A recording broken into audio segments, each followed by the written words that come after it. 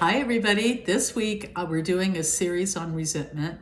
And the way I rolled out this series is I started by just saying, hey, you know what? What the heck is resentment?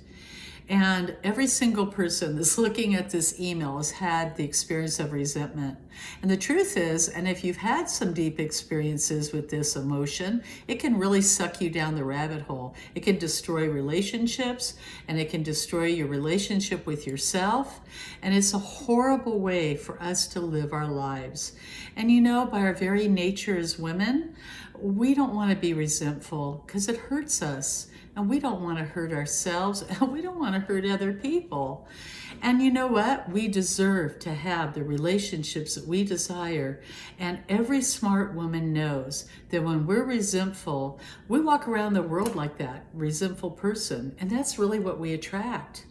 And so resentment can stop us from being successful in our lives, from manifesting the money that we want to make and having the incredible relationships that we desire. So I'm rolling out this email series, and we're beginning by identifying what the heck is resentment. What is this thing? And now how can we eradicate it before it gets legs? Because resentment is a really bad thing. And if we don't stop it right away, it starts small, right? Where you have a need that's not met, and it metastasizes and it grows. So in this email today, I'm going to give you some ideas about how to identify your emotional boundaries and also some practices you can use once you understand them. The first one is to be assertive and not aggressive. And that's where it can get a little confusing. And what I know for sure is when we're just starting to practice our boundaries, it doesn't always come out so pretty. And so that's where I think coaching is so important, is to understand how to speak your boundary in a way that is simple, direct, loving, and positively assertive. Very important. The second one is to start small, because we're just practicing this habit.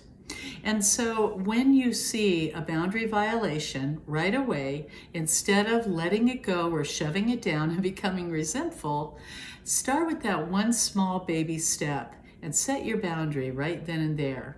And the dialogue is always I want, I need, I feel.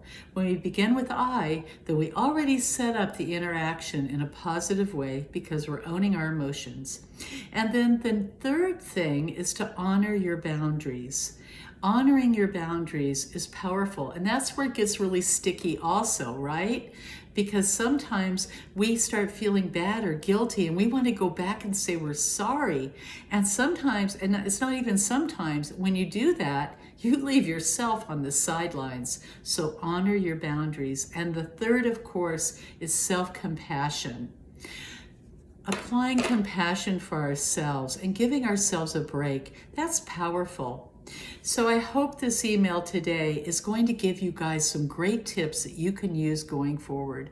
Stay tuned for my next email, because I'm going to talk about how you can begin this process now of effectively speaking your boundaries and learning how to stop resentment in its tracks.